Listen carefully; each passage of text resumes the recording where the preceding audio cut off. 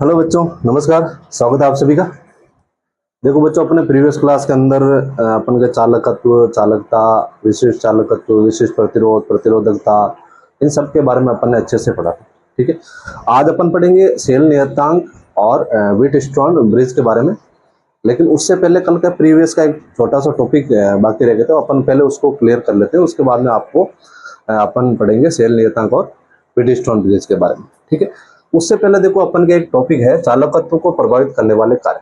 ठीक है, तो पहली चीज के अपन के चालकत्व किसे बोलते हैं। ठीक है, यदि आपने कल वाली जो क्लास अच्छे से ली है तो आपको पता होगा कि चालकत्व क्या चीज होती है। जैसे कोई भी अपन के विद्युत अपघट्य विलयन है, ठीक है, उस विलयन में जितने क्षमता होती है विद्युत द्वारा प्रवाहित होने की, ठीक है, वो उसका चालकत्व कहलाता है बेटा। ठीक है ना, बिल्कुल इजी चीज है। अब जो चालकत्व है ना बेटा, वो हमेशा ध्यान रखना, अच्छे से दिमाग में बैठा लो कि मुक्त आयनों की संख्या पर डिपेंड करेगा। जितने ज्यादा मुक्त आयन रहेंगे उतना ही अच्छी चालकत्व प्रदर्शित करेगा वो।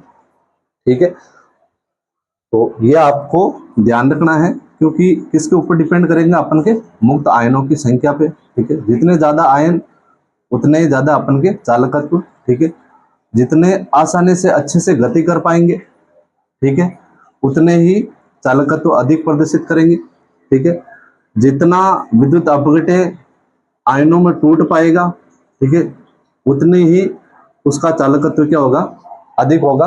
तो इनमें दो चार पांच टॉपिक है छोटे छोटे, उसको अपन देख लेते हैं। चालकत्व को प्रभावित करने वाला कारक है, नंबर एक है बेटा अंतर आयनिक आकर्षण बल। ठीक है, नंबर एक है अंतर आयनिक आकर्षण। ठीक है, अंतर आयनिक आकर्षण यानी कि अपन के इंटर आयोनिक। ठीक है, इंटर यानी दो के बीच में, इंटर आयोनिक एट्रैक्शन। ठीक है, इंटर आयोनिक एट्रैक्शन यानी कहने का मतलब है कि यदि आपको बोल दिया जाए कि इन आयनों के बीच में आकर्षण बल अधिक है, और आपको पता है जितना ज्यादा आकर्षण बल अधिक रहेगा इन दोनों के बीच में, तो ये मजबूती से बंधे हुए रहेंगे बेटा। और मजबूती से बंधे हुए रहेंगे तो इसमें टूटने की क्षमता क्या हो जाएगी, कम हो जाएगी। और आपको पता है ये कम टूटेंगे तो चालकत्व के मान में क्या आ जाएगी, कमी आ जाएगी। बिल्कुल सिंपल बात है ना भाई, कि यदि आयनों के बीच में आकर्षण अधिक रहेगा, इसको लिख देता हूं मैं, यदि आयनों के बीच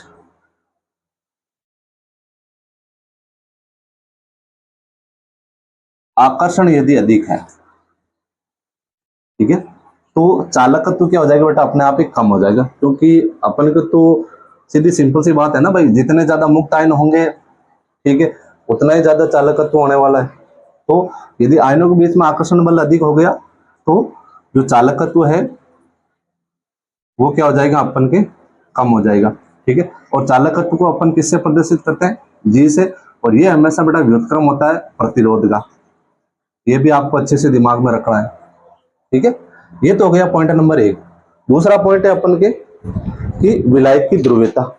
ठीक है भाई, ये किसी न किसी विलायक के अंदर तो घुला हुआ, जैसे NaCl है, NaCl किसके अंदर घुला हुआ, यहाँ पे विलयन के रूप में अपन ने जल ले लिया। ठीक है, तो जल क्या हो गया, इसका विलायक हो गया। ठीक है, और आपने पिछली क्लासों के अंदर फर्स्ट यूनिट के अंदर पढ़ा होगा कि यदि जो विलायक है वो ध्रुवीय है और विलय भी ध्रुवीय है, तो वो आपस में क्या आसानी से एक दूसरे को घोल सकते हैं, यानी कि समान समान को घोलता है। ये चीज आपने पढ़ी होगी, लाइक डिसॉल्व लाइक। ठीक है, तो इसमें क्या होता है बेटा, यदि जो विलायक है जितना ज्यादा ध्रुवीय होगा, ठीक है ना, उतने ही ज्यादा क्या होंगे बेटा, उसमें आयन बनेंगे।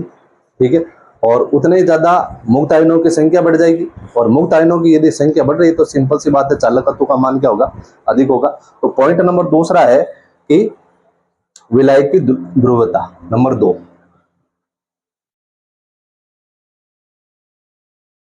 विलायक की ध्रुवीयता। ठीक है, जितना ज्यादा ध्रुवीय होगा ना, ठीक है, उतना ही ज्यादा विद्युत अपघट्य उसमें अपन विद्युत अपघट्य को उसके अंदर घोल पाएंगे, और घोल पा रहे हैं इसका मतलब क्या है, उतना ही ज्यादा वो आयनों में टूट रहा है। और अपन के तो सीधी सिंपल सी बात है ना बेटा, जो मुक्त आयन के ऊपर ही डिपेंड कर रहा है चालकत्व। ठीक है, तो विलायक की ध्रुवीयता यानी कि अपन के polarity of solvent, polarity of solvent, sorry solute रहेगा ना, सोल्यूट, सॉल्वेंट सॉल्वेंट सॉरी, हाँ सॉल्वेंट, ठीक है, पोलरिटी ऑफ सोल्यूट सॉल्वेंट। अब देखो इसमें क्या लिखेंगे बेटा, यदि ध्रुवीयता अधिक है, जितनी ज्यादा ध्रुवीयता रहेगी ना, ठीक है, यदि विलायक की, यहां लिख देता हूं मैं, यदि विलायक की ध्रुवीयता अधिक है तो ये आयनों में भी अपन के क्या हो जाएगी, वृद्धि हो जाएगी बेटा। और आयनों में वृद्धि हो रही है, इसका मतलब क्या है, मुक्त आयनों की संख्या क्या हो रही है, बढ़ रही है। मुक्त आयनों की संख्या संख्या बढ़ रही है, और मुक्त आयनों की संख्या बढ़ रही है तो सीधी सिंपल सी बात है, जी का मान भी क्या होगा, बढ़ेगा। ठीक है ना, तो ये तो हो गया दूसरा नंबर पॉइंट। अब तीसरा पॉइंट क्या है अपन के, माध्यम की श्यानता। ठीक है, पॉइंट नंबर 3 है माध्यम की श्यानता, यानी माध्यम की श्यानता, श्यानता का मतलब क्या रहेगा बेटा, यहाँ पे गाढ़ापन है। ठीक है, यानी विस्कोसिटी ऑफ मीडियम, कहने का मतलब है जो माध्यम है उसकी श्यानता है। यदि अपन की श्यानता अधिक रहेगी, जो विलायक अपन ले रहे हैं और उसके अंदर अपन ने विलय घोला, और यदि ये गाढ़ापन है, यदि ये गाढ़ा हो गया, ठीक है, तो आपको पता है जो मुक्त आयन गति कर रहे हैं वो आसानी से गति नहीं कर पाएंगे। भाई आपको एक तो बोल दिया जाए कि 3 जगह दे दी जाए, ठीक है, एक तो आपके पार्क जो अपन के बना दिया जल का, ठीक है, बाग बना दिया, एक बना दिया अपन के तेल का, एक बना दिया शहद का, फिर 5-5 बच्चों का ग्रुप बनाया। ठीक है, अब आप बताओ तीनों में समान दूरी है भाई, 10 मीटर जल है, 10 मीटर तेल है, 10 मीटर अपन के शहद है। अब यदि 5 बच्चों को मैं यहां से रवाना करूं कि भाई आपको दौड़ना है, तो तेल में आसानी से दौड़ पाएंगे या जल में? भाई सीधी सिंपल सी बात है, जल में आसानी से घूम पाएंगे, तेल में उससे ज्यादा समय लगेगा, और शहद में उससे ज्यादा समय लगेगा। तो मेरे कहने का मतलब है जो मुक्त आयन जो गति करते हैं, ठीक है, वो बेटा अपन के जल के अंदर आसानी से गति कर पाते हैं। यदि उसी माध्यम को मैं थोड़ा यदि गाढ़ा बना दूं तो वो आसानी से गति नहीं कर पाएंगे, और आसानी से गति नहीं कर पा रहे हैं, इसका मतलब क्या है कि जो अपन के चालकत्व का मान है उसमें क्या हो जाएगी, कमी हो जाएगी। ठीक है, तो विस्कोसिटी विस्कोसिटी ऑफ मीडियम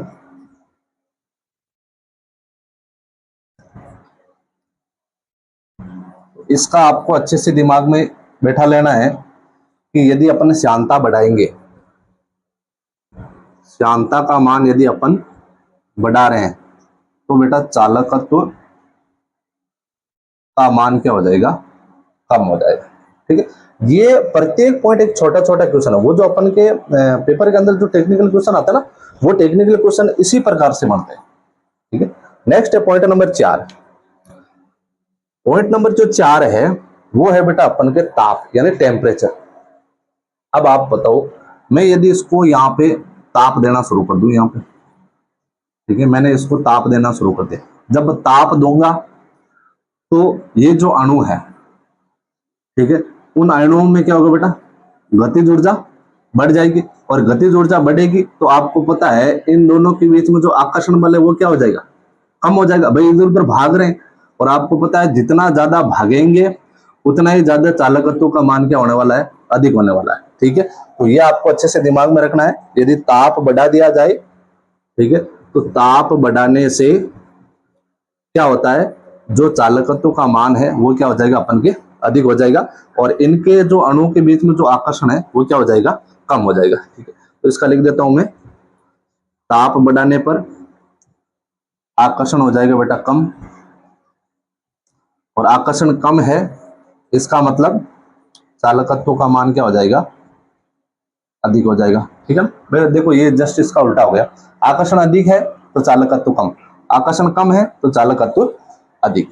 ठीक है, और 5वां नंबर पॉइंट है बेटा सांद्रता, ये सेम इससे ऊपर रिलेटेड है सांद्रता।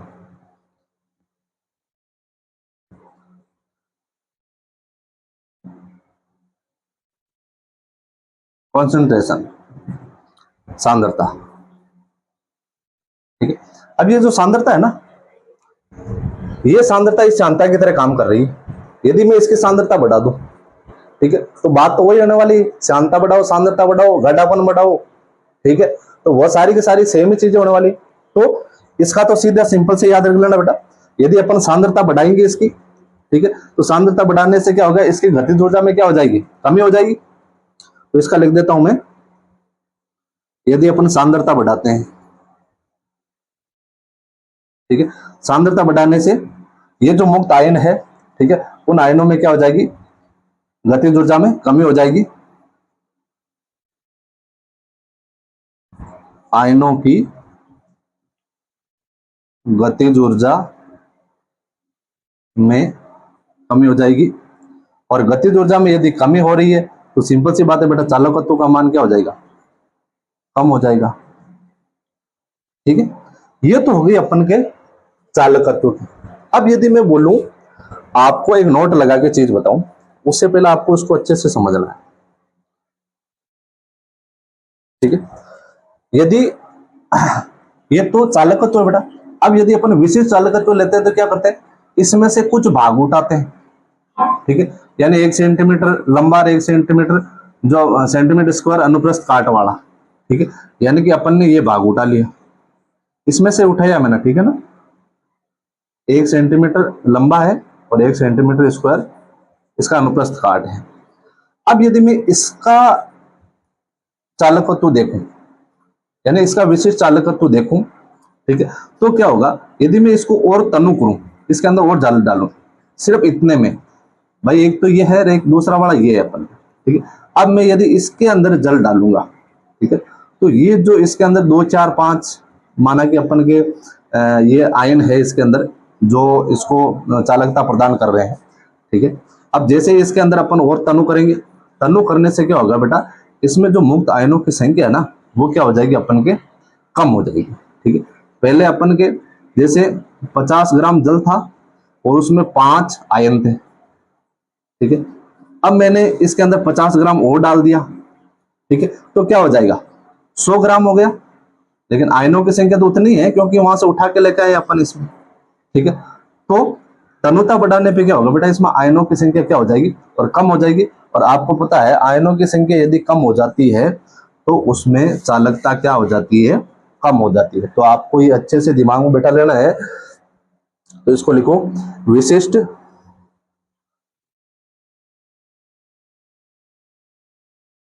चालकत्व पर तनुता का प्रभाव। ठीक है, विशिष्ट चालकत्व पर तनुता का प्रभाव। तो इसका ध्यान रखना बेटा, यदि अपन तनुता बढ़ाएंगे, तनुता बढ़ाने पर एकांक आयतन में मुक्त आयनों की संख्या क्या हो जाएगी, कम हो जाएगी। एकांक आयतन में मुक्त आयनों की संख्या क्या हो जाएगी, कम हो जाएगी। और यदि कम होगी तो विशिष्ट चालकत्व, जिसको अपन कप्पा बोलते हैं, कप्पा। ठीक है, कप्पा का मान क्या हो जाएगा बेटा, अपन के कम हो जाएगा। ठीक है, और यदि इस पूरे का लेंगे तो आपको पता है जब विलयन को अपन तल्लु करेंगे तो जो जी का मान है वो हमेशा बढ़ता है बेटा। ठीक है, तो ये इसका जस्ट उल्टा है, कंफ्यूजन नहीं होना है। ठीक है, अब आप एक नोट लगा के चीज लिख लो आप। ठीक है, ताकि आपके पूरा क्लियर हो जाए। यहां लिख देता हूं मैं, नोट लगा के। अच्छे से दिमाग में बैठा लेना पड़ा, पूरे सब का सार एक साथ में दे रहा हूं मैं, ठीक है। यदि तनुता का मान बढ़ाया जाए, ठीक है, तो ध्यान रखना, एक तो जो सांद्रता है, ठीक है, उसके मान में क्या होगी, कमी होगी। कप्पा के मान में क्या होगी, कमी होगी, जो अभी अपन ने देखी है, ठीक है। और एक लैम्डा एम के मान में वृद्धि होगी, ये अभी मैं आप बाद में पढ़ाऊंगा आपको, नेक्स्ट टॉपिक रहेगा अपन के नेक्स्ट क्लास के अंदर। और एक जी, जो चालकत्व का मान है वो क्या होगा, अधिक होगा, ठीक है। ये पूरा सार आ गया बेटा अपन के एक साथ में, एक ही लाइन में पूरा सार आ गया, ठीक है। तो अच्छे से दिमाग में बैठा लो, तनुता यदि बढ़ेगी तो सांद्रता का मान कम, कप्पा का मान कम, लैम्डा एम का मान अधिक, और जी का मान अधिक, ठीक है। तो ये हो गया अपन के चालकत्व को प्रभावित करने वाले कारक। आप इसका एक बार स्क्रीनशॉट ले लो, उसके बाद में अपन नेक्स्ट टॉपिक में मूव करते हैं। नेक्स्ट लगो बेटा अपन के सेल नियतांक। सेल नियतांक, कहीं पे सेल स्थिरांक भी लिखा हुआ है तो कंफ्यूज नहीं होना है, सेल कांस्टेंट,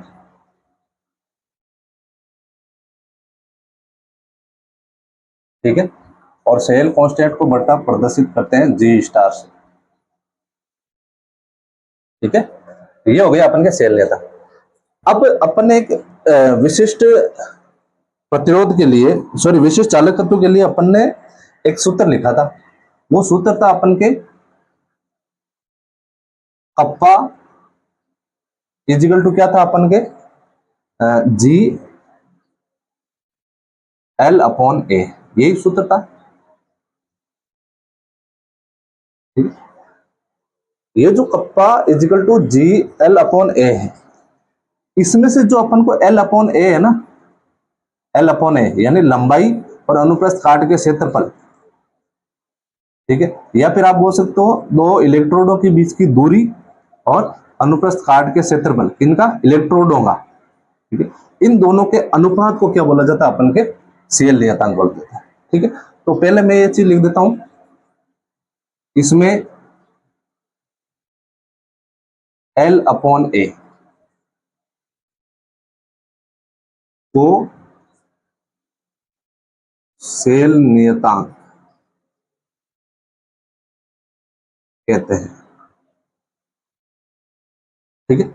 अब कैसे, जैसे कोई भी एक बर्तन है और इस बर्तन के अंदर बेटा अपन ने दो इलेक्ट्रोड लगा दिए, ये इलेक्ट्रोड लगा दिया और एक ये इलेक्ट्रोड लगा दिया, प्लस माइनस जो भी है, ठीक है। अपन को इससे मतलब नहीं है, अपन को इस चीज को समझना है, ये जो दो इलेक्ट्रोड है ना, एक तो इनके बीच की दूरी है जिसको आप एल बोलते हो, ठीक है।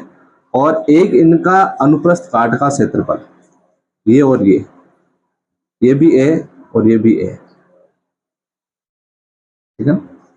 इलेक्ट्रोडों के अनुप्रस्थ काट का क्षेत्रफल, इन दोनों के अनुपात को क्या बोला जाता है, अपन के सेल नियतांक बोला जाता है, ठीक है ना। तो अब जब इसकी परिभाषा लिखें तो पहले चीज तो ये लिख लो आप कि देखो बेटा, प्रत्येक सेल का जो अपन के सेल स्थिरांक होता है ना, वो अलग अलग होता है, एक नहीं होता है कभी, ठीक है। जितने ज्यादा सेल है, जितने अलग अलग प्रकार के सेल है, सबका सेल नियतांक अलग अलग होता है, ठीक है। तो पहले अपन एक चीज लिख लेते हैं बेटा कि जो सेल स्थिरांक का मान है, सेल स्थिरांक का मान, सेल स्थिरांक का मान प्रत्येक सेल के लिए अलग अलग होता है, प्रत्येक सेल के लिए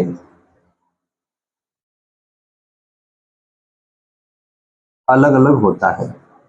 ये तो हो गई बेटा नंबर एक बात। दूसरी चीज है, जब इसकी परिभाषा लिखने की बात आए तो क्या लिखेंगे बेटा, देखो, किसी सेल के इलेक्ट्रोडों के बीच की दूरी, जिसको अपन लंबाई बोलते हैं बेटा, दूरी एल तथा तथा इलेक्ट्रोडों के अनुप्रस्थ काट क्षेत्रफल, अनुप्रस्थ काट क्षेत्रफल यानी ए, ठीक है, के अनुपात को, के अनुपात को सेल नियतांक कहते हैं।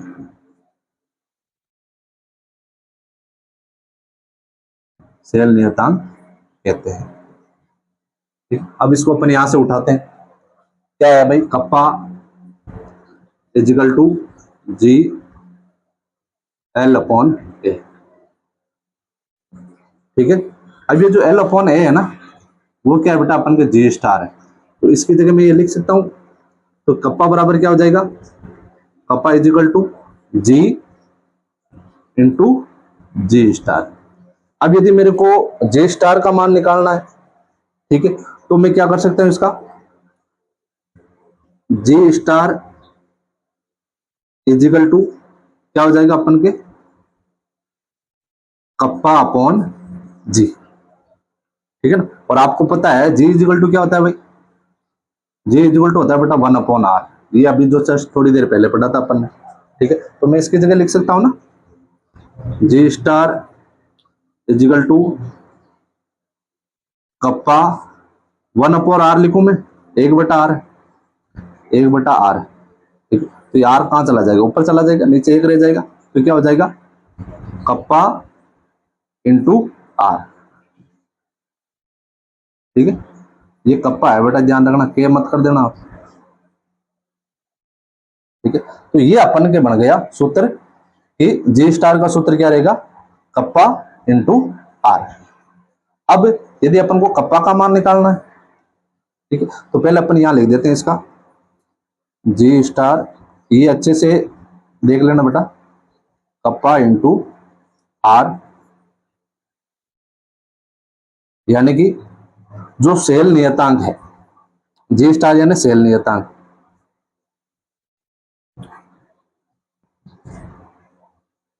जे स्टार यानी सेल नियतांक, वो हमेशा कप्पा, कप्पा क्या बेटा, विशिष्ट चालकत्व, विशिष्ट चालकत्व इनटू क्या है, आर, आर यानी प्रतिरोध, इसके बराबर होता है बेटा। ठीक है ना, ये चीज हो गई अपन के। और यदि अपन को कप्पा का मान चाहिए यहां से, तो कप्पा इक्वल टू क्या हो जाएगा अपन के, जी स्टार अपॉन आर। ठीक है, तो भाई यदि अपन इसको मान चाहिए तो आर कहां आ जाएगा, नीचे आ जाएगा। तो ये हो गया अपन के कप्पा इक्वल टू कप्पा बराबर जी स्टार अपॉन आर। और यदि सेल नियतांक का यदि कोई मात्रक पूछ ले, ठीक है, तो मात्रक क्या बताना बेटा इसमें, यदि इसका मात्रक पूछ ले तो मात्रक बताना आपको सेंटीमीटर इनवर्स, या फिर आप बता सकते हो मीटर इनवर्स। ठीक है, तो ये भी आपको अच्छे से दिमाग में बैठा लेना है। ठीक है, तो ये है बेटा अपन के सेल नियतांक, बिल्कुल इजी है। ठीक है, जो kappa is equal to G L upon A, उसमें एल अपॉन ए यानी इलेक्ट्रॉनों के बीच की दूरी और अनुप्रस्थ काट का क्षेत्रफल, इन दोनों के अनुपात को अपन क्या बोलेंगे, सेल नियतांक बोलेंगे, जिसको अपन जी स्टार से करेंगे। और जी स्टार इजिकल टू क्या होता है, कप्पा इंटू आर, यानी सेल नियतांक बराबर विशिष्ट चालकत्व इंटू प्रतिरोध। ठीक है, तो ये चीज हो गया बेटा अपन के सेल नेता। पहले इसका स्क्रीनशॉट लो, उसके बाद में अपन चलते बेटा व्हीटस्टोन की ब्रिज की तरफ।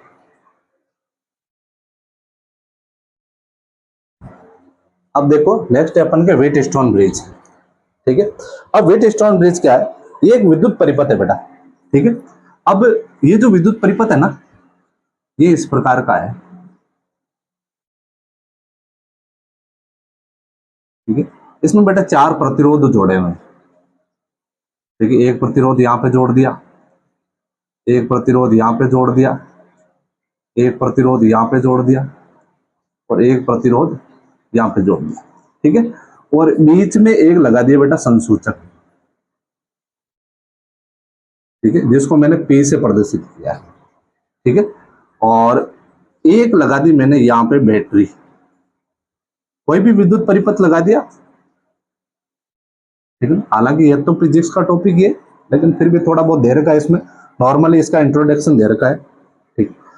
तो ये अपन के इसका हो गया जहां से विद्युत सप्लाई हो रही है, ये इसका संसूचक है। संसूचक जैसे माना कि अपन के हेडफोन मान लो, ठीक है, या कोई भी अपन के विद्युत स्रोत, विद्युत स्रोत में जैसे मान सकते हो आप गैल्वेनोमीटर, ठीक है ना, गैल्वेनोमीटर यहाँ जुड़ा हुआ है धारा को मापने के लिए। इसमें जैसे प्रतिरोध इसका R1 दे दिया, इसका R2 दे दिया, इसका R3 दे दिया, इसका R4 दे दिया। पहले तो अपन इसका स्ट्रक्चर के बारे में पता कर लेते हैं बेटा कि ये क्या काम करेगा। ये बस इतना ही ध्यान रखना अपन को, ये अपन के अज्ञात प्रतिरोध का मान निकालने के लिए काम आता है, ठीक है ना। अब अज्ञात प्रतिरोध का मान निकालने के लिए देखो, सबसे पहले मैं एक चीज लिख रहा हूं कि ये क्या है बेटा, एक विद्युत परिपथ है। तो यहां से लिख रहा हूं स्टार्ट में, यह है एक विद्युत परिपथ है, ठीक है। और जिसका उपयोग क्या होता है बेटा, जिसका उपयोग अज्ञात प्रतिरोध, अज्ञात प्रतिरोध, ठीक है, अज्ञात प्रतिरोध, अज्ञात प्रतिरोध ज्ञात करने के लिए किया जाता है, लिए किया जाता है, ठीक है। ये चीज हो गई बेटा। अब इसमें कितने प्रतिरोध है बेटा, 4 प्रतिरोध है। तो 4 प्रतिरोधों से मिलकर बना है, ठीक है। कौन कौन से हैं, एक तो R1, R2, R3 और R4, ठीक है। और एक बैटरी है जो इसके अंदर क्या करेगी बेटा, पूरे सर्किट में विद्युत सप्लाई का काम करती है, ठीक है। तो ये भी लिख देते हैं अपन, एक बैटरी यानी O पूरे सर्किट में लगाई जाती है, पूरे सर्किट में लगाई जाती है, ठीक है। जिसमें बेटा जो धारा है, ठीक है, एक तो R1 व R2 और दूसरा बेटा R3 व R4, ये 2 परिपथ है, 1 2, ठीक है। ये तो अपन के एक तरफ है और ये बेटा अपन के दूसरी तरफ, ठीक है। और एक अपन के बीच में जोड़ रखा अपन के संसूचक, बीच में संसूचक यानी P, ठीक है। ये कौन सा है बेटा, अपन के एक तो हेडफोन है और दूसरा अपन के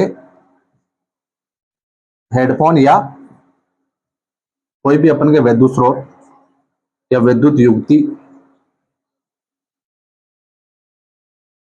ठीक है ना। अब क्या होता है, जब यहां से धारा अपन ने प्रारंभ की, प्रारंभ करने के बाद में क्या होता है बेटा, कुछ धारा इधर जाएगी, कुछ धारा इधर जाएगी। यदि दोनों में समान रूप से धारा बह रही है, ठीक है, तो ये जो संसूचक है ना हेडफोन, ठीक है, वो कोई कार्य नहीं करेगा, ठीक है, और बिल्कुल एकदम शांत रहेगा, ठीक है। यदि किसी एक परिपथ में यदि धारा का मान ज्यादा हो जाए, तो जो एक्स्ट्रा धारा होगी ना, ठीक है, जैसे माना कि इसमें धारा अधिक आ रही है, ठीक है, तो जो एक्स्ट्रा धारा है वो इस तरफ आने लग जाएगी, इस तरफ बहने लग जाएगी, और इस तरफ आएगी तो ये जो हेडफोन है वो बजने लग जाएगा। यदि अपन ने यहाँ गैल्वेनोमीटर लगा हुआ है तो उसमें रीडिंग आने लग जाएगी, क्योंकि उसमें क्या हो रहा है, धारा का प्रवाह हो रहा है। यदि एकदम बराबर धारा प्रवाहित हो रही है और संसूचक के अंदर किसी प्रकार की कोई धारा नहीं हो रही, एकदम बंद परिपथ है, यदि दोनों में समान धारा प्रवाहित होगी तो ये एकदम बंद रहेगा बेटा, ठीक है ना। तो फिर उसके बाद में क्या करते हैं बेटा, किसी कोई सा भी अज्ञात प्रतिरोध, जैसे अपन को इसके बारे में कुछ पता नहीं, ये लिख दिया अपने, इसका अपन अज्ञात प्रतिरोध निकाल पाएंगे कब, जब पूरे परिपथ में समान धारा बहेगी, ठीक है। यदि एक्स्ट्रा धारा बह रही है, भाई एक तरफ ज्यादा और एक तरफ कम है, तो वो जो धारा है ना बेटा वो इस तरफ आने लग जाएगी, ठीक है, और इस तरफ आएगी तो जो हेडफोन है वो हेडफोन आवाज करने लग जाएगा, भाई इसमें समान रूप से धारा प्रवाहित नहीं हो रही, ठीक है। तो बीच में संसूचक हेडफोन या युक्ति लगा रखी है, ठीक है। अब जब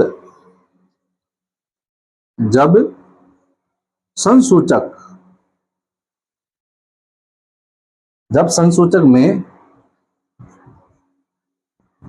विद्युत धारा प्रवाहित नहीं होती, तो कब नहीं होगी, जब समान रूप से धारा वेग नहीं होती, तो ब्रिज क्या रहता है बेटा, संतुलित रहता है, संतुलित रहता है, ठीक है। और ऐसी परिस्थितियों में क्या होगा, ऐसी परिस्थितियों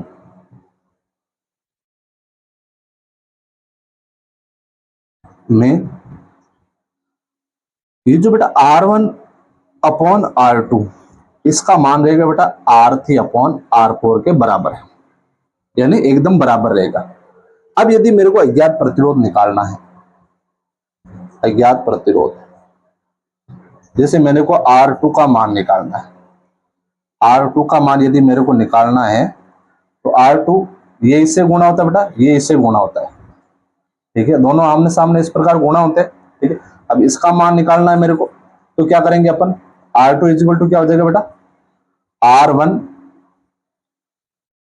इंटू R4 बटा R3, ठीक है। ये आप अच्छे से दिमाग में बैठा लो, R1 into R4 into R3, ठीक है। तो ये हो गया अपन के अज्ञात प्रतिरोध। कुल मिला के 100 बात की एक ही बात है बेटा, व्हीटस्टोन ब्रिज क्या काम आता है अपन के अज्ञात प्रतिरोध का मान निकालने के लिए, ठीक है। ज्यादा दिमाग नहीं लगाना है, क्योंकि अपन का छोटा सा बेसिक सा टॉपिक है, ज्यादा से ज्यादा कोई छोटा एक आध या आधे नंबर का क्वेश्चन आ सकता है, इससे ज्यादा कुछ नहीं आने वाला इसमें से, ठीक है ना। तो ये हो गया बेटा आज का अपन के, एक तो सेल नियतांक के बारे में और एक व्हीटस्टोन ब्रिज के बारे में। यदि कोई चीज समझ में नहीं होती तो एक बार वापस रिपीट करके देख लिया करो, ताकि अच्छे से दिमाग में आ जाना चाहिए, क्योंकि हमारी कोशिश यही रहेगी कि आपको 100 आउट ऑफ 100 मार्क मिले, ठीक है। तो मिलते हैं बेटा नेक्स्ट क्लास में, थैंक यू, विजिट अगेन।